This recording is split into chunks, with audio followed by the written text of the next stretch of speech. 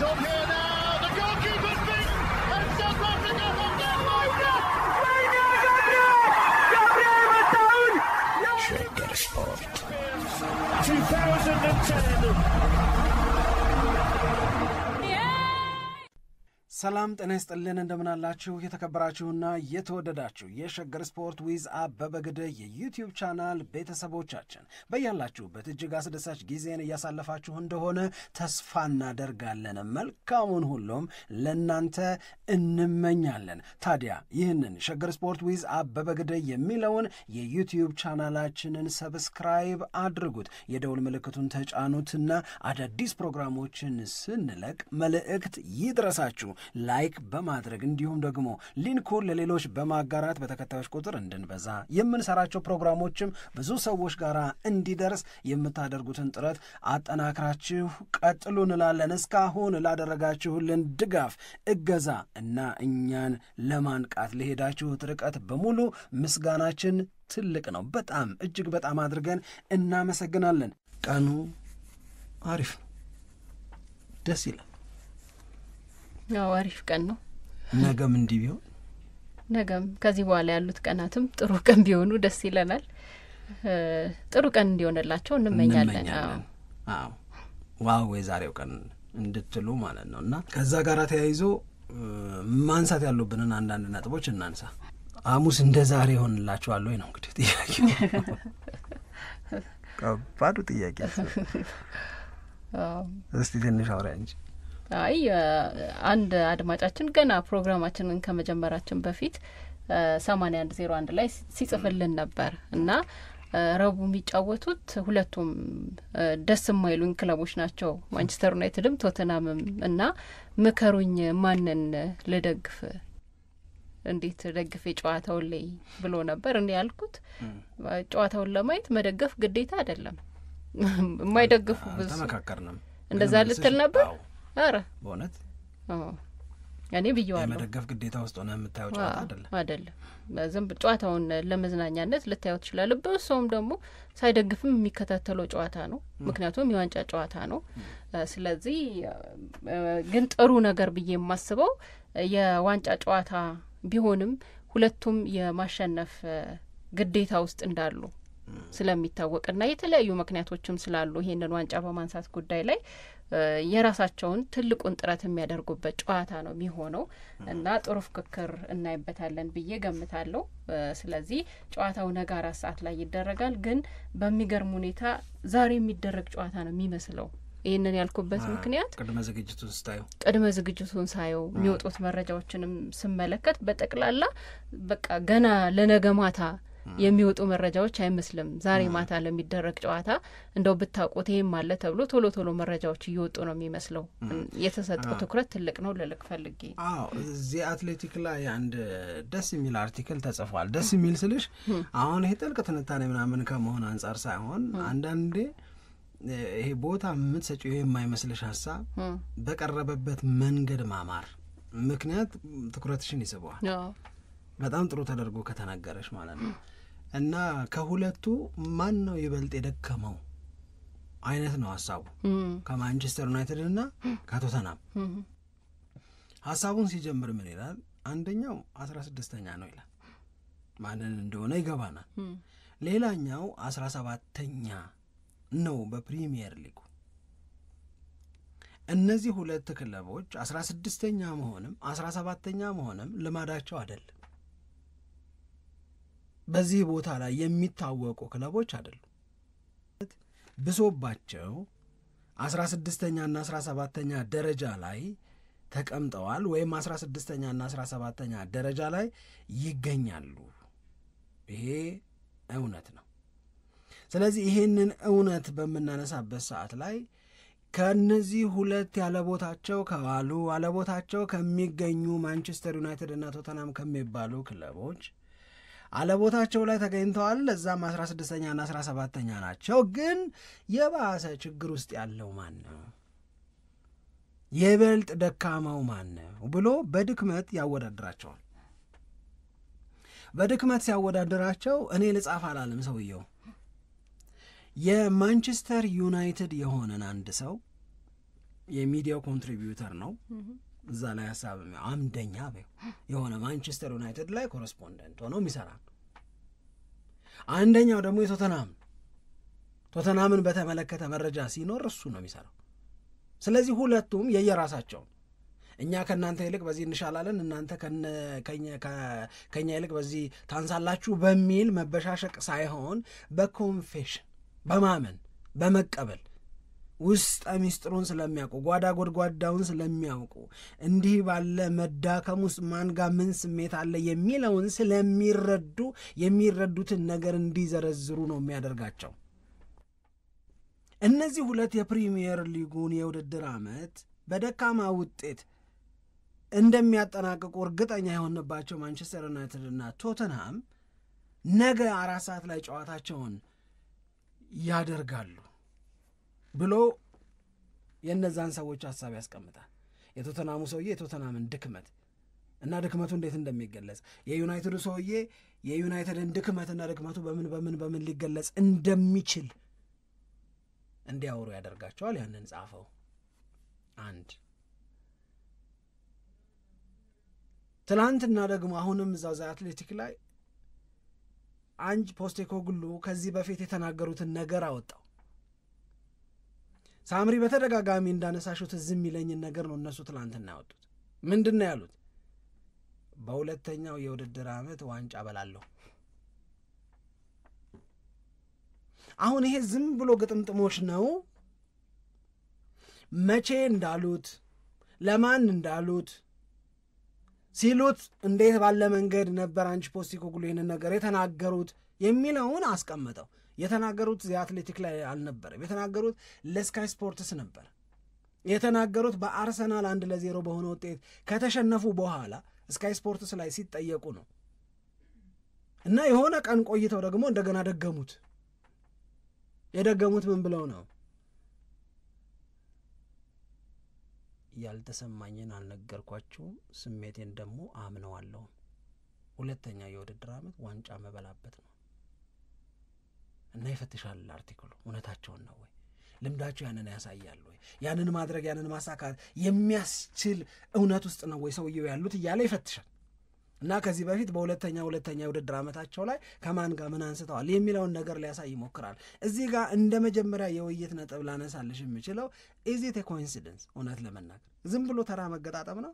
በፕሪሚየር ሊጉ 17ኛ ሆነሽ በዩሮፓ ሊግ ፋይናሊስት መሆን እሳቸው ለስካይ ስፖርትስ ያኔ ገና አምና ሁለተኛው የውድድር ዓመት ላይ ዋንጫ በላለው የመጀመሪያው መዘጋጃ መተዋወቂያ ነው፣ ሁለተኛው ላይ ግን ዋንጫ በላለው ያሉት ነገር ይፈጸም ዘንድ ግድ ስለሆነ ነው ወይንስ ተራ ግጥምጥሞሽና ማንቸስተር ዩናይትድ ከንቱ የሚያደርገው ህልምና ጉጉት ነው?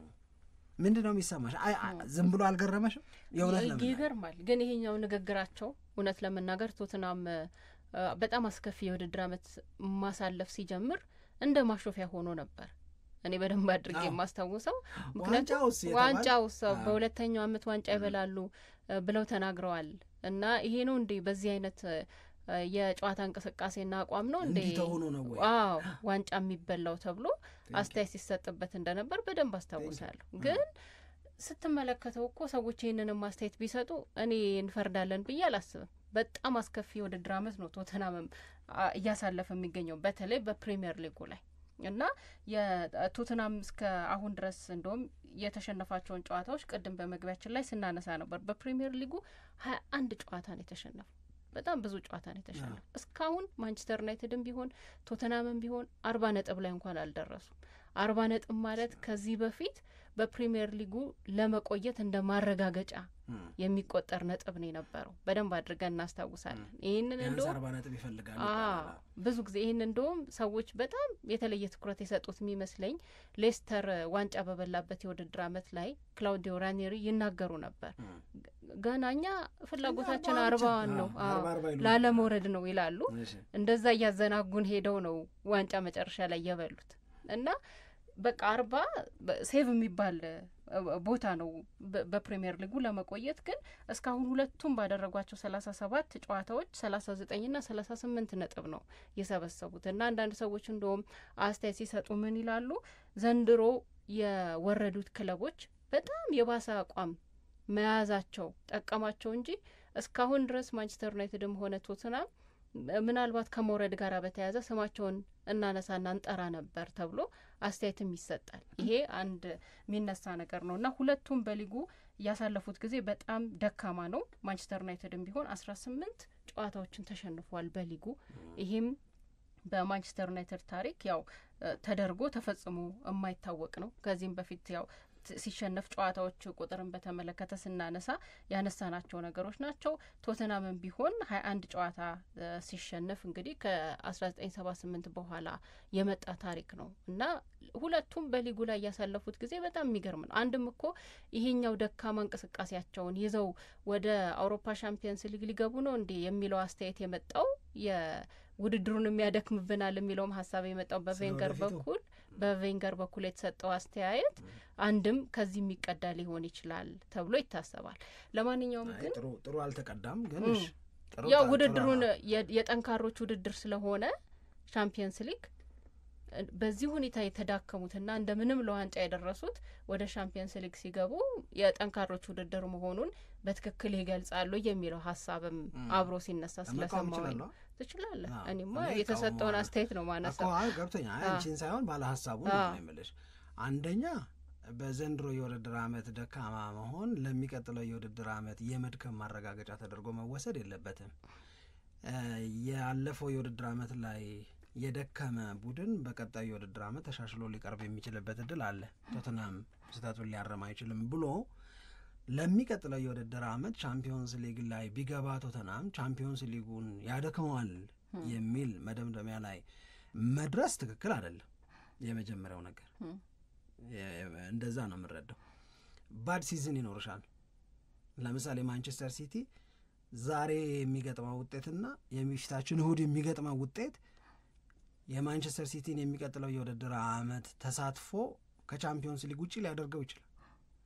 ታዩሽ ቻምፒዮንስ ሊግ ይግባ፣ ግን በዘንድሮ የውድድር ዓመት ማንቸስተር ሲቲ አንድም ዋንጫ ሳያሸንፍ የቀረ የማንቸስተር ዩናይትድና የቶተንሃም ባሰ እንጂ ከሲቲ ስታንዳርድ አንጻር ሲቲም የተለመጠመጠበት የውድድር ዓመት በጣም ዝቅ ያለ ውጤት ያመጣበት ደካማ ሆኖ የቀረበበት ሲቲን በሞገሱ ምን ብዬ ልንገርሽ በግሬሱ ያላገኘንበት ነው ማንቸስተር ሲቲ። ዩ ካንት ፕሪቭ ሚ ሮንግ በዚህ ጉዳይ በሚቀጥለው ማንቸስተር ሲቲ እንደዚህ ሆኖ ይመጣል ብለሽ ልትይኛት ምንድን ነው የሚሰሩት የሚለው ነው ወሳኙ። ገባሽ? አሞሪም ክረምት ላይ ምን ይሰራል? ተጫዋች ከመቅጠር ተጫዋች ከማሰናበት አንጻር አሞሪም ከተጫዋቾቹ ጋር ፕሪሲዝን በማግኘቱ ምን አፕል ሊያደርግ ይችላል የሚለውን ነገር በሙሉ የረሳ ትክክል ያልሆነ ፋላሺየስ የሆነ ነገር ነው የተናገሩት ቬንገር ብዬ ነው የማምነው። አሁን ያስረዳሽው ሀሳብ የሚቀጥለው የውድድር ዓመት የመድከም ማረጋገጫ ሊሆን አይችልም።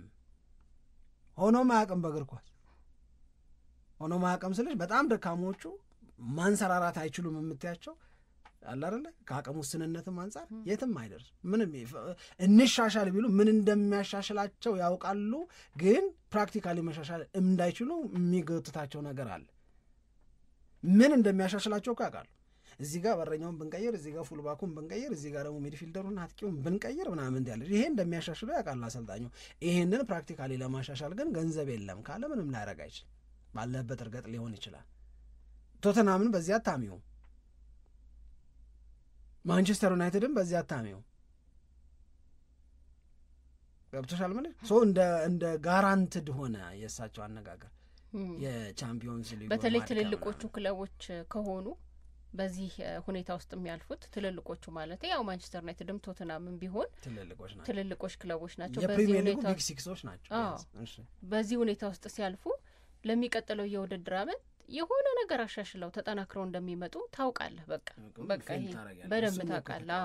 እንደውም በደንብ የማስታውሰው ባለፈው የውድድር ዓመትም ለማንቸስተር ዩናይትድ ይህንን ነገር ስንጠቀመው ነበር። ይህንን በሚቀጥለው የውድድር ዓመት ማንቸስተር ዩናይትድ በእርግጠኝነት ተሻሽሎ ነው የሚመጣው ብለን ስንናገር ነበር። አስተያየት እንደዛ ነው ማለት አሁን ማለት የባለፈውን የሲዝኑ ሲጀምር ወይ ሲዝኑ ከመጀመሩ በፊት የሰጠነው አስተያየት ለዚህኛው የውድድር ዓመት አልሰራም።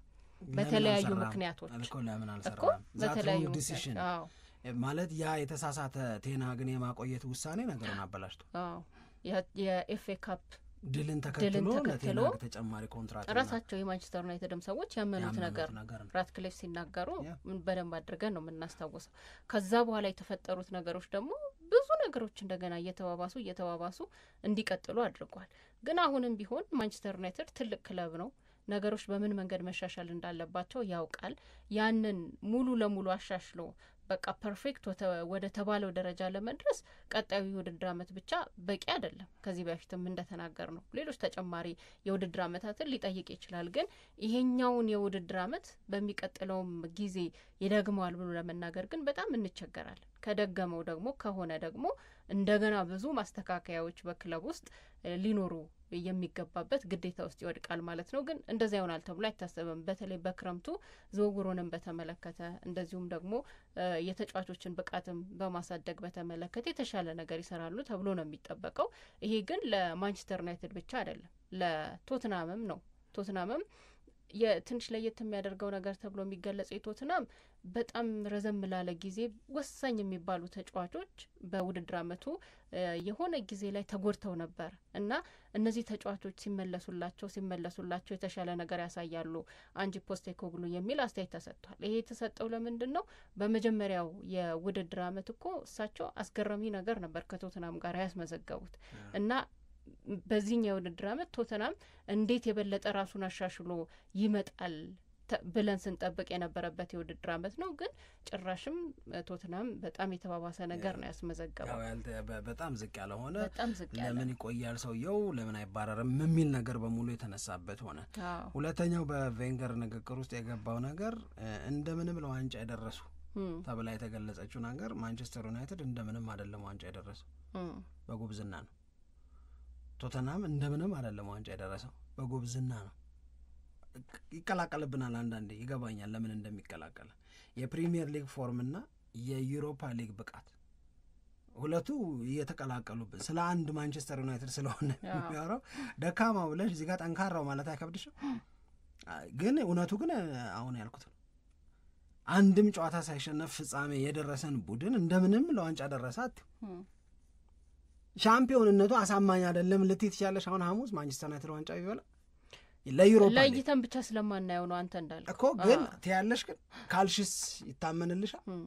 ሞኝ ካልሆነ ማንም አያምነኝም እኔ እንደዛ ብላ አንድም ጨዋታ ሳይሸነፍ የዩሮፓ ሊግን ዋንጫ ያነሳን ቡድን ሻምፒዮንነቱ አሳማኝ አይደለም ብል ቀጥሎ የሚመጣብኝን ጥያቄ በአሳማኝ መልስ ልመልስ አልችልም። ሶሪ እኔ አልችልም እውነት ለመናገር ፍጥጥ ያልኩ ካዲ ካልሆንኩ በስተቀር አልችልም። ዘ ሴም ኢዝ ትሩ ለቶተንሃም ሆትስፐርስ። ቶተንሃም ምን አጎደለ ዩሮፓ ሊግ ላይ ፋይናሊስት እስኪሆን ድረስ ምን አጎደለ? ምንም። በሂደቱ እንደ ከማንቸስተር ዩናይትድ የሚለየው ሽንፈቶች ነበሩት። ይሄኛው ሽንፈት የለውም፣ ይሄኛው ሽንፈት ነበረው ካላልን በስተቀረ ፍጻሜ የደረሱት ከነበሩት ተጋጣሚዎች ይልቅ የተሻሉ ስለሆኑ ነው። ስለዚህ ዩሮፓ ሊግን ለማሸነፍ የተገቢነት ጥያቄ ልናነሳ አንችልም። እንደምንም አይደለም ፍጻሜ የደረሱት።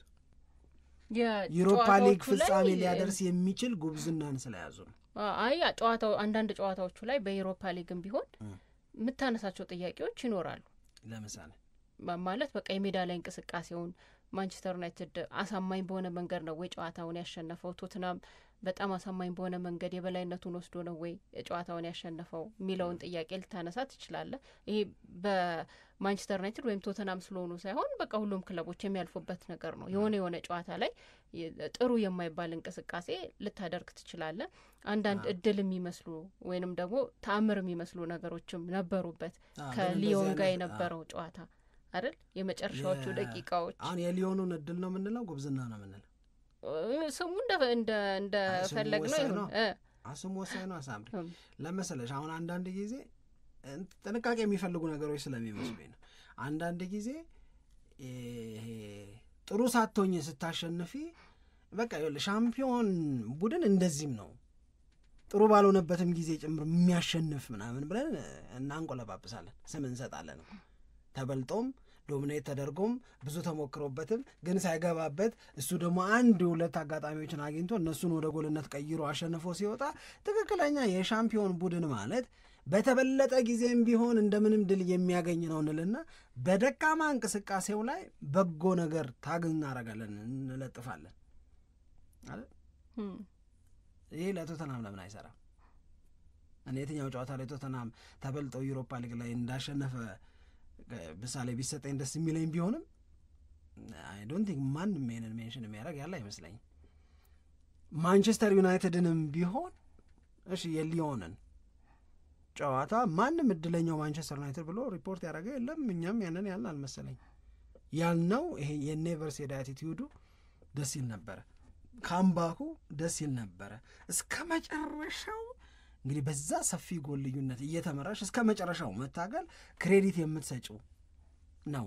ግን እዛ ውስጥ ድክመት የለም ወይ? በደንብ አለ። ድክመቱ ምንድን ነው? ይህን ያህል ጎል እንዴት ይፈቅዳል? ይህን ያህል ጎል ኮንሲድ ማድረጉ ምናምን እያልን ያመጣናቸው አስተያየቶች ናቸው እንጂ አይ ዶንት ቲንክ ብቻ እዚህ ላይ ጊዜ ባንፈጅ እና ለዩሮፓ ሊጉ ይገባቸዋል፣ ለፕሪሚየር ሊጉ ግን በጣም ደካሞች ናቸው። አዎ ይሄ በደንብ ነው የሚያስማማው። ያ ከክብር በታች ውለዋል። እዚህ ላይ ደግሞ ውድድሩ ያነጋገረው ይህንን ርዕስም የፈጠረው እኮ የተለያየ መልክ ስላላቸው ነው። በፕሪሚየር ሊጉ በዛ መልክ እየተቸገሩ በዩሮፓ ሊግ ጥሩ ነገር አሳይተውን በቃ ይሄኛው ደግሞ በፕሪሚየር ሊጉ ይደገማል ብለህ ስትጠብቅ እንደገና በፕሪሚየር ሊጉ እየተሸነፉ እና ስንት የተሸንፏል በፕሪሚየር ሊጉ 18 በፕሪሚየር ሊጉ የተሸነፈ ቡድን በዩሮፓ ሊግ ከ13-14 ጨዋታ አንድም አልተሸነፈም ስቲ ለምን የራሱ ያ ቡድን ራሱ ያ አሰልጣኝ ለምን ዩሮፓ ሊግ ላይ ጥሩ ሆነ ለምን ፕሪሚየር ሊጉ ላይ አቃተው የሚል እኮ ትንታኔ ተሰርቶ ስናነሳው ተዘይነሽ እንደዚህ ነው እንጂ የምትጠይቂው ተለፈስፈሰው እዛ ደረሱ ምናምን። ለማንኛውም ይህንን ጉዳይ በተመለከተ ባለፈው ወኛም ስዳነሳ እንደነበረው የዩሮፓ ሊግ ዋንጫን ብናሸንፍ የሆኑ ሰዎች ደስ እንደማይላቸው አውቃለሁ ብሎ ተናግረው ነበረ። አንጂ ፖስቴኮግሉ እሳቸው ይህንን ተናግረዋል። በቀጥታ ከቬንገር ጋር ተያይዞ የተሰጠ አስተያየት እንደሆነ እንረዳለን። ግን በፕሪሚየር ሊጉ ስትራግል ስለማጋችን ምንም ግድ የለኝም። ማን ነው የሚጨንቀው አሁን በዚህ ሰዓት? እሳቸው ወደፊት ብቻ ነው የምንመለከተው ያለው። አንድ ትልቁ ለቶትናምም ለማንቸስተር ዩናይትድም አሁን ፊታቸው ላይ ያለው ትልቁ ጨዋታና ወሳኙ ጨዋታ የዩሮፓ ሊጉ ጨዋታ ነው። ስለዚህ በፕሪሚየር ሊጉ በጣም ተቸግረናል፣ 21 ጊዜ ነው የተሸነፍነው፣ ብዙ ጎል ነው የገባብን የሚል አስተያየት እና ሀሳብ ውስጥ ከመቆየት ይልቅ የሚያዋጣን ነገር ላይ ነው ፎከስ የምናደርገው፣ ወደፊት ብቻ ነው የምንመለከተው፣ ምንም በቃ አይጨንቀንም፣ አንድ የሆነ ነገር ነው የሚል አስተያየት ነው እሳቸው ሲሰጡ የነበረው። ደግሞ መሆንም ያለበት አንደኛው ይሄ ነው። ምናልባት በቶትናም በኩል በጣም ወሳኝ የሚባሉ ተጫዋቾች አለመኖራቸው ይሄኛውን ጨዋታ በተመለከተ ይጎዳቸዋል ተብሎ ነው ገና ከወዲሁ ትንታኔ እየተሰጠበት ያለው። ጀምስ ማዲሰን፣ ከዛ በተጨማሪ ደግሞ ሉካስ በርጌቬል፣ ኩሉኮቪስኪን ጨምሮ እነዚህ ተጫዋቾች የዋንጫ ጨዋታ ላይ ሳር ሊደርስ ይችላል መሰለኝ። ምናልባት እሱ ሊደርስ ይችላል። በፖዚቲቭ ደግሞ ከተመለከት ነው ሰን ሂንግሚን ወደ ጨዋታ ተመልሷል። በፕሪሚየር ሊጉም ስንመለከተው ነበር በሳምንቱ መጨረሻ። ጉዳትም ነበረበት። ሃሪኬን በነበረ ጊዜ የነበረው ሶን አይነት ከማዲሰን ጋራም ባለፈው የውድድር ዓመት ጥሩ ጥምረት ጀምረው ነበር።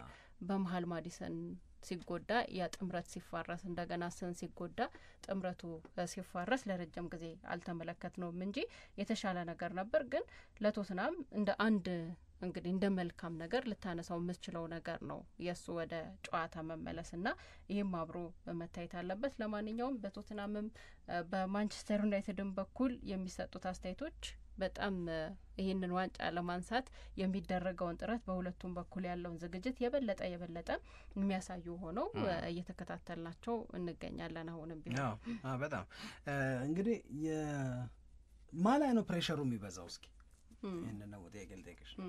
ማላይ ነው ፕሬሸሩ የሚበዛው፣ ጫናው የሚበዛው ይህንን ውድድር ለማሸነፍ የነገውን ጨዋታ ለማሸነፍ አሞሪም ላይ ነው ወይስ ፖስቴኮግሉ ላይ ነው ጫና የሚበዛው? በአሰልጣኝ ብቻ እንደ ቡድን ከሆነ አለማሸነፉ ማንቸስተር ዩናይትድ ላይ የበለጠ ጫና ስለዚህ የበለጠ የማሸነፍ ግዴታ ያለው ማንቸስተር ዩናይትድ ላይ ነው ብዬ ነው ማስበው። ምክንያቱም ማንቸስተር ዩናይትድ በሚቀጥለው የውድድር አመት በጣም የተሻለ ለመሆን ግዴታ በቃ የዩሮፓ ሊግን ማሸነፍና ቻምፒየንስ ሊግ መግባት ብቻ ሳይሆን ያንን በማሸነፉ የሚያገኘው ገንዘብ የበለጠ ያጠናክረዋል ተብሎ እየተገለጸ ነው የሚገኘው። ከዚህ በፊት ፕሮግራማችን ላይ እንዳነሳ ነው። ግን እንደውም ትናንትና ሶሻል ሚዲያ ላይ ሳይ የነበረው ነገር ሬድክሊፍ እናንተ የምታዩት ዩሮፓ ሊግ ማሸነፋችንንና ገንዘብ ማግኘታችንን ነው። ወደ ቻምፒየንስ ሊግ ስንገባ ዩሮፓ ሊግ በማሸነፋችን ደግሞ ለተጫዋቾች የምንሰጠው ሌላ ቦነስ አለ እና ከሚያገኘው ገንዘብም ሊበልጥ ይችላል ያ ለተጫዋቾች የሚሰጠው ገንዘብ ብለው በሌላ መንገድ ማንቸስተር ዩናይትድ ወጪ እንዳለበትም ሲጠቁሙ ነበረ ተብሎ አስተያየቶች ተለጥፎ አይቻለሁ። ያ አንደኛው ነገር አይደለም እንደው ዝም ብሎ ነገሩን ስላነሳ ነው እንትን ለማለት ነው እንጂ ግን በማንቸስተር ዩናይትድ በኩል እንዳለው አሁን ደጋፊዎቹ በጣም በቃ የተለየ ፍራስትሬሽን ውስጥ እየገቡ ይመስለኛል ሳስበው። አንዳንድ የማንቸስተር ዩናይትድ ደጋፊዎች እዚህም ሀገር ጨዋታውን ለማየት እስከ መፍራት ድረስ ደርሰናል የሚል አስተያየትም ሲሰጡ ነበር። ስለዚህ ማንቸስተር ዩናይትድ ለረጅም ጊዜ ነው የተቸገረው፣ ያለ ዋንጫ የሚያሳልፈው ለረጅም ጊዜ ነው እና ከዚህ በኋላ እየተቸገረ ዋንጫ ማንሳት ያለ ማንሳት ጉዳይ በሚቀጥለው የውድድር አመት ሌላ ነገር ነው። ግን በዚህ ፐርፎርማንስ መታየት የለበትም መድገም የለበትም ይህንን የውድድር አመት እና ካለው ክብርም ዝናም እንደዚሁም ደግሞ ከደጋፊዎች ብዛትም አንጻር ብዙ ጫና የሚኖረው ማንቸስተር ዩናይትድ ላይ ነው ብዬ ነው እኔ የማስበው እና ማንቸስተር ዩናይትድ የበለጠ ይህንን ዋንጫ ማሸነፉ በሚቀጥለው የውድድር አመት የተሻለ ነገር እንዲያጋጥመውም ያደርጋል። ይሄ ያው ለቶተንሃም የሚሰራ ነገር ነው። ግን ያው በደረጃና እናስቀምጠው ከተባለ በሚል ነው ይሄንን የምናነሳው። ሁለቱም ትልልቅ ቡድኖች ናቸው። ግን በትልቅነት ውስጥ ደረጃ መስጠት፣ መጠነኛ መበላለጥ መፍጠር ከፈለግሽ ማንቸስተር ዩናይትድ ይበልጥ ታላቅ ነው፣ ጫናውን ያበረታዋል።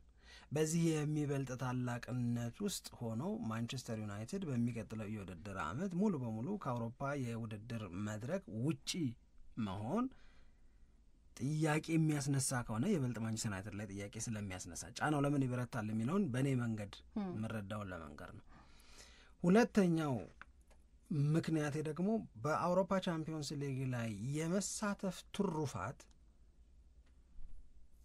አሁን እንደሚቀመጠው ሂሳብ ተሰርቶ ተደምሮ ተቀንሶ ተባስቶ ማንቸስተር ዩናይትድ በዩሮፓ ሊግ ዋንጫ ማንሳት ቻምፒዮንስ ሊግ የሚገባ ከሆነ እስከ 100 ሚሊዮን ፓውንድ ሊያገኝ ይችላል ነው። ይሄ የቻምፒዮንስ ሊግ የመግባት ትሩፋት ነው። ይሄ ቻምፒዮንስ ሊግ የመግባት ትሩፋት ለቶተንሃም አያግዝም እያልኩሽ አይደለም። የማንቸስተር ዩናይትድን ያህል ግን ነሰሲቲ ነው ወይ? አሁን እኔና አንቺ 2 ሚሊዮን ብር የሚሰጥ ገራገር ሰው ቢደውልል ለእኔ 2 ሚሊዮን ለአንቺ 2 ሚሊዮን ለይርናቃቸው 2 ሚሊዮን ደውል እስቲ ካለበት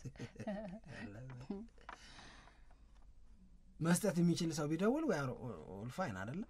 2 ሚሊዮን ብር የኔ ህይወት ምንም ይሁን ስታተሴ 2 ሚሊዮን ብር ተጨማሪ 2 ሚሊዮን ብር ይጠቅመኛል እንጂ አይጠቅመኝም የምለው ብር አይደለም።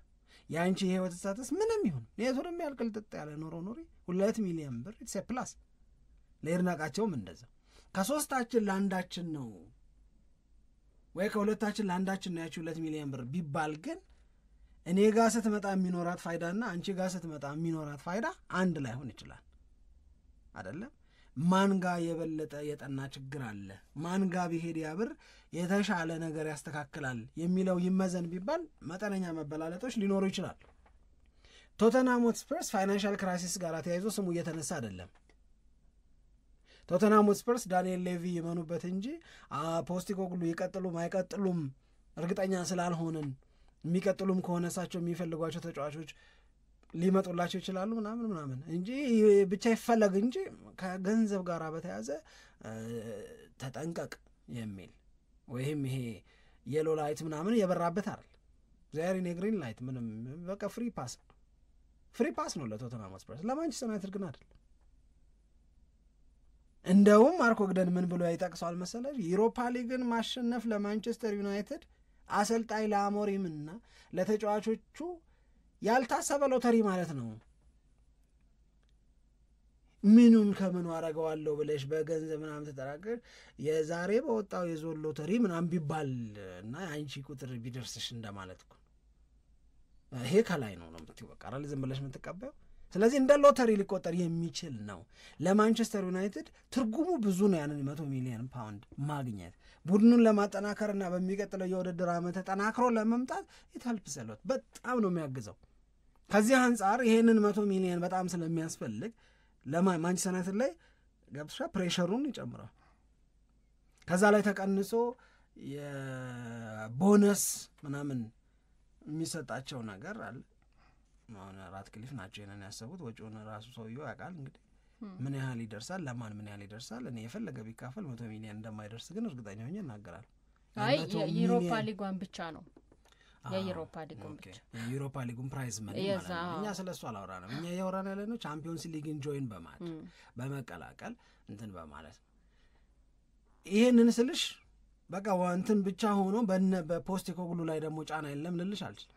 አሁን እመኚኝ ፖስቴኮግሉ ዩሮፓ ሊግን ቢያሸንፉ ከቶተናም ጋር ይባረር የሚለው ጥያቄ ረገብ ይላል። ወይም ቴንሃግ በማንቸስተር ዩናይትድ ቤት ውስጥ ኤፍኤ ካፕን ሲያሸንፉ ያገኙትን አይነት ሪሊፍ ሊያገኙ ይችላል። ለዚህ ሰው የግን ዕድል ብንሰጠው ወደ መባል ሊመጣ ይችላል። ግን ዋቲፍ ማንቸስተር ዩናይትድ ቢሆንስ የሚያሸንፈው የነገውን ጨዋታ እውነት ለኤሪክ ቴንሃግ ይህንን ማን ነው ለፖስቴኮግሉ ይህንን የሚያስብ ሰው እናገኛለን? የቶተናም ደጋፊ ሆኖ አይ ግዴለም ለእኚህ ሰውዬ ግን ዕድል እንስጣቸው ኢቭን ዋንጫ ባንበላ ፋይናሊስት ሆነናል በሚለው ረክቶ በሚለው ተደስቶ ስለ ሰውዬው ተጨማሪ ጊዜ ማግኘት የሚጠይቅ ሰው የማግኘት ዕድላችን ይታይሻል። እንደውም እሳቸው ለመባረሩ ይመስለኛል የበለጠ ዝግጁ የሆኑት ቢያሸንፉም አይ ዶንት ቲንክ ለመባረር ዝግጁ ይሆናሉ ብዬ ሳይሆን ቢያሸንፉም የሚያጎረመርም 3% 4% የሚሆነው ተሰናደ። አይ ከዚህ በፊት ብለዋል እሳቸው ባሸንፍም እንኳን የዩሮፓ ሊግ ዋንጫን ባሸንፍም እንኳን ልባረር እችላለሁ የሚል አስተያየት ሰጥተው ነበርና ራሳቸውን ያዘጋጁት የዩሮፓ ሊግ ዋንጫን ማሸነፍ ከቶትናም ጋር የመቆየት ያለ መቆየቱ ማስተማመኛ አድርገውም እንዳልሆነ ነው እንግዲህ የተናገሩትን ነገር ከሆነ ምናምነው ማለት ነው። ግን ለቶትናም በዚህ መንገድ ደግሞ እነሱም ላይ ደግሞ ይሄ ጫናል በተለይ አሰልጣኙ ላይ ቅድም መጀመሪያ ላይ መቆየት ይፈልጋል ማንም ሰው። ቅድም መጀመሪያ የስጠይቀኝ ለአሞሪም ነው ወይስ ለፖስቴኮግሉ ለአሰልጣኙ ነው ምናምን ብዬ ጥያቄ ያነሳው በዚህ ምክንያት ነው። አንጂ ፖስቴኮግሉ ይሄንን ዋንጫ ቢያሸንፉ የመቆየት እድል ሊሰጣቸው ይችላል። ይሄ እንደ አንድ ቀደም አንተ እንዳልከው ሊሰጣቸው ይችላል።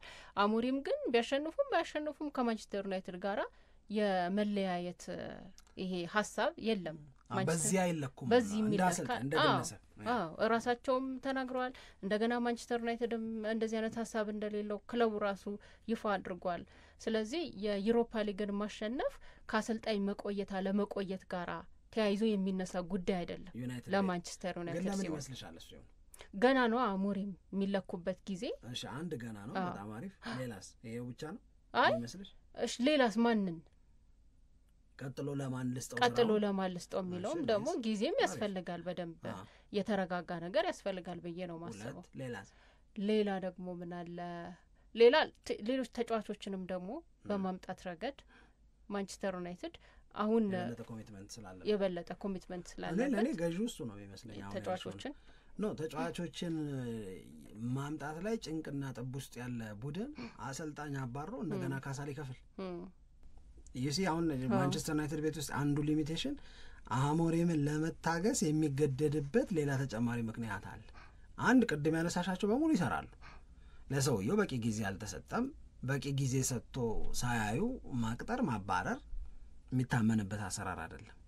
ጊዜ ይፈልጋለሁ እያለ ጊዜ ብትሰጡ እኔ በሚቀጥለው የውድድር ዓመት በመጣ እያለ ግድለም የሚሆነው ምናምን ብለሽ አምጥተሽው 18 ነው ተሸንፋለሽ 18 ተሸንፈሃልና ውጣ ምናምን የምትይው ከሆነ አትች ይሄንን እነ ራትክሊፍ እኮ በግልጽ ብለውሻል እኮ።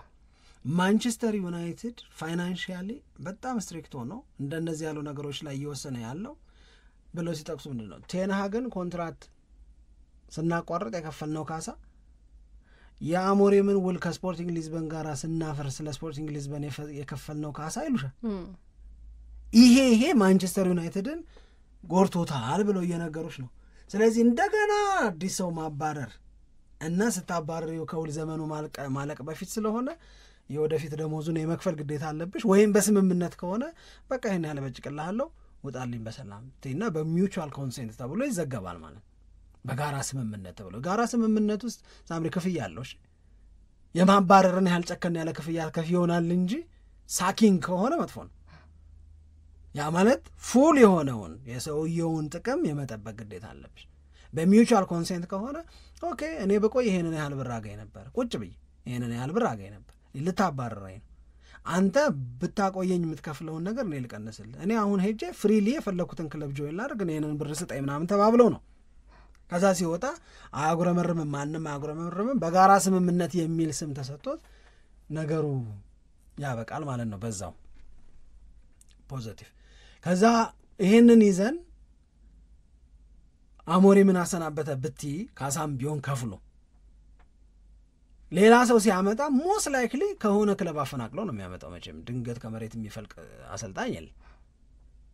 ኮምፐንሴሽን ደግሞ የሚባል ነገር ሊመጣ ነው። ያልተደላደለ የሂሳብ የገንዘብ ጉዳይ ላይ ያለ ማንቸስተር ዩናይትድ ካሳ ሲከፍል እንደገና ደግሞ ውል በማቋረጡ ገንዘብ ሲከፍል የበለጠ ነው ችግር ውስጥ የሚገባው። እዚህ ላይ አሁን አንቺ ያልሽው ነጥብ ስለሚመጣ ነው ያንን ሶስተኛውን የበለጠ የወደድኩት ከሁለቱ። እነዛ ዘ ኦብቪየስ ዋንስ ናቸው፣ የግልጽ ፊት ለፊት ያሉ ናቸው። ይሄኛው ግን ተጫዋች ማስፈረም ግዴታ ውስጥ ነው ያለው። ቡድኑን ካላጠናከረ በስተቀር ማንቸስተር ዩናይትድ በሚቀጥለው የውድድር ዓመት ሊቸገር ነው። ሶዛት የተጫዋች ማስፈረሙን ምኑን ከምኑ ላርገው እያለ ያለ ቡድን አሰልጣኝ አባሮ ካሳ ሲከፍልና አዲስ አሰልጣኝ ሲቀጥር እዛም እንትን ሲያደርግ ገንዘብ ሲያወጣ ምናምን ምኑንም ሳይዘው ሊበላሽበት ይችላል። ተጨማሪ ምክንያት ነው ብዬ ነው ማምነው ነው። አሁን ትላንትና እንግዲህ እልል በቅምጤ ምን እንደሆነ ባላቅም የደስታ ሲገለጽ ነው አይደል? እልል በቅምጤ ላይ ናቸው ያሉት፣ ጥሩ ስሜት ላይ ናቸው ያሉት ምናምን የሚል እንደውም እኔ በቃ በጣም ከዋንጫው ጨዋታ በፊት የመጣው አሪፍ አነቃቂ ነገር የሚመስለኝ እንግዲህ ማቲያስ ኩናን ኦልሞስት ደን ዲል ነው። ማቲያስ ኩና የማንቸስተር ዩናይትድ ተጫዋች የመሆኑ ጉዳይ አልቆ እና አሁን የማንቸስተር ዩናይትድ ጉዳይ እና የማቲያስ ኩና አንድ ላይ መሆን ማለቁ ምናምን እየተተነተነ ነው። ማቲያስ ኩና ማንቸስተር ዩናይትድን ከእንግዲህ 3-4-3 ላይ ሰውየው የጨዋታ ቅርጽ ከሶስቱ ማጥቃት እንቅስቃሴው ላይ ከሚኖሩ 10 ቁጥር ተጫዋቾች አንዱ እሱ እንዲሆን ነው ታሳቢ እየተደረገ ያለው ማለት ነው። ስለዚህ የማንቸስተር ዩናይትድ የጨዋታ ሲስተም ለማቲያስ ኩና ምን ያህል ይመቸዋል ምናምን አይነት ትንታኔ ውስጥ ተገብቷል። ኢትስ ኤ ቢግ ፕላስ አይደል? ዩሮፓ ሊግን ባሸነፍሽ ቻምፒዮንስ ሊግ እገባለሁ እያልሽ ተስፋ እያደረግሽ አት ሴም ታይም ደግሞ ለሚቀጥለው የውድድር ዓመት እንደ ዘንድሮ ሆኜ አታዩኝም የሚል ኮሚትመንት ውስጥ እየገባሽ ነው። ሁለተኛው የተሰማው ዜና ሊያም ዴላፕ የኢፕስዊች ታውን ኢንፐርሰንት ተገናኝተው ተነጋገሩ ከማንቸስተር ዩናይትድ ሰዎች ጋር በአካል በመልእክተኛ ሳይሆን ሀሳብ አለኝ ምናምን ሳይሆን በአካል ተገናኝተው ምናምን እያሉ ነው የምልህ። እና እንደዚህ ያሉት ኮሚትመንቶች ውስጥ ስለሆነ በማንቸስተር ዩናይትድ በኩል አሰልጣኝ ስንብት ጋር በተጫዋቾች ዝውውር በኩል ማንቸስተር ዩናይትድ ቅድሚያ ቢያገኛቸው ወይም እንደ በቃ ሊስት ኤ ፕላን ኤ ተብለው የተቀመጡ ተጫዋቾች ተብሎ የተዘረዘረው አንደኛው አሁን እንዳልከው ነው ሊያም ዴላፕ ነው፣ እሱ አለ። ሁለተኛ ጎኮሬሽ አለ፣ እሱም በቃ በቅድሚያ ቢያገኛቸው ማንቸስተር ዩናይትድ የሚሰራባቸው ናቸው። እና ሌላ ደግሞ ቤንጃሚን ሴስኮን ራሱ እነዚህን ተጫዋቾች ከዚህም በኋላ ለማግኘት በቃ በመጀመሪያ የሚሰራው እነዚህን ተጫዋቾች የሚያገኝበት እድል ካለ እነዚህ ላይ መሞከር ነው። እነዚህ ተጫዋቾችን የማግኘት እድል ከሌለው ደግሞ በሁለተኛ እንደ ፕላን ቢ የያዛቸው ተጫዋቾች ተብሎ የተገለጹት አንደኛው ሎሬንዞ ሉካ፣ ሁለተኛ ደግሞ ማቴታ እሱም እንደዚህ እና ሞሰስ ኬን እነዚህን ተጫዋቾች በፕላን ቢ ለማስፈረም ማንቸስተር ዩናይትድ ፍላጎት አለው ተብሏል። እና አሁን ገና ላለ የማቲያስ ኩና ጉዳይ አንድ በቃ የተረጋገጠ የሚመስል ዝውውር ሆነ እንጂ የሚፈልጋቸው ተጫዋቾች ደግሞ ማንቸስተር ዩናይትድ ገና አሉ ብዙ ገና እንግዲህ ሁሉንም የሚፈልጋቸውን ተጫዋቾች የማግኘትና የማስፈረም እድሉ ብቃቱ ገንዘቡ ምን ያክል ነው የሚለው ሌላ ነገር ሆኖ ግን የሚፈልጋቸው ተጫዋቾች አሉ የበለጠ አንገብጋቢ ናቸው ተብለው በሚጠቀሱ ቦታዎች ላይ እነዚህን ተጫዋቾች ለማስፈረም ነው ትልቅ ጥረት እያደረገ የሚገኘው የገንዘባቸውም ለምሳሌ የጎኮሬሽ ጉዳይ ወደ 60 ሚሊዮን ፓውንድ ነው ይጠየቅበታል የተባለው በነገራችን ላይ ይህ ተጫዋች በዘንድሮ የውድድር ዓመት 53 ጎሎችን አስቆጥሯል እና ከዚህ በፊት በእንግሊዝ ፕሪሚየር ሊግ ላይ 10 ምናምን አሲስት ደግሞ አለ በእንግሊዝ ፕሪሚየር ሊግ ላይ ተጫውቶ የሚያውቅ መሆኑ የእንግሊዝን ጨዋታ የሚያውቀው መሆኑ የበለጠ ይጠቅማል የሚል ሀሳብም እንዲያዝበት ያደረገ ነው በአርሰናልም በኩል እንደዚህ አይነት አስተያየቶች ሲሰጡ ነበር ለምሳሌ አርቴታ ወደ ቤንጃሚን ሴስኮ ነው የሚያደላው እና ነግሮታል ለአንድሪያ ቤርታ አንድሪያ ቤርታ ደግሞ ጎኮሬሽ ላይ ነው ፍላጎታቸው እና በሁለቱ መካከል ምን አይነት ስምምነት ሊኖር ይችላል ተብሎ እየተገለጸ ነውና አንደኛው የአርሰናል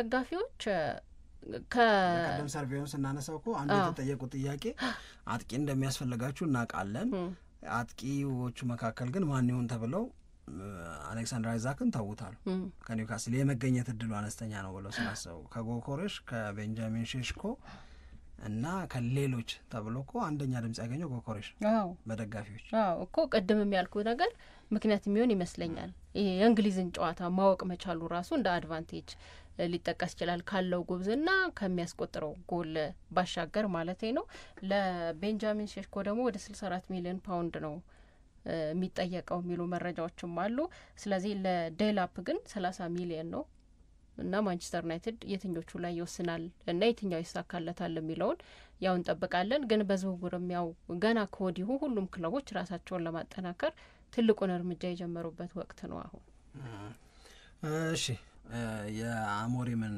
አንድ ሰሞን የተናገረው ነገር እዚህ ጋር በደንብ መጥቶ ስክት የሚል ነው በእኔ እምነት እሺ የማንቸስተር ዩናይትድን ምን እንደሚያሻሽለው አውቄያለሁ በጣም የወደድኳት ናት ርዕስም ሆና ለብቻዋ ልትነገር የምትችል ናት ማንቸስተር ዩናይትድን ምን እንደሚያሻሽለው አውቄያለሁ ችግራችንን ለይቼዋለሁ ምን እንደሚያሻሽለንም አውቄያለሁ ይላል አንደኛው ለየውት የሚለው ችግር ታዲያ ፋይናል ሰርድ ላይ ያለን ድክመት ነው ይላል ፋይናል ሰርድ ላይ ያለንን ድክመት ማሻሻል ማንቸስተር ዩናይትድንና ድልን እንደማገናኘት ያግዛል ነው ለዛ ነው አሁን አይተሽ ከሆነ ማንቸስተር ዩናይትድ ዝውውር ላይ በጥንቃቄ ለመግባት እየሞከረ ነው እርሊ ደግሞ ነገሮችን ለመጨረስ ጠንክሮ እየሰራ ነው እና የማንቸስተር ዩናይትድ አሰራር ማቲያስ ኩናን ሊያም ዴላፕን ጎኮሬሽን ቤንጃሚን ሼሽኮን እነዚህን አማራጮች ነው እንጂ እየሰማሽ ያለሽው ተከላካይ ላይ እየሰማሽ ነው አይደለም ለጊዜው እየሰማን አይደለም የተመረጡ አሁን እሱ ለየዋቸው ያለው ማንቸስተር ዩናይትድን ምን እንደሚያሻሽለው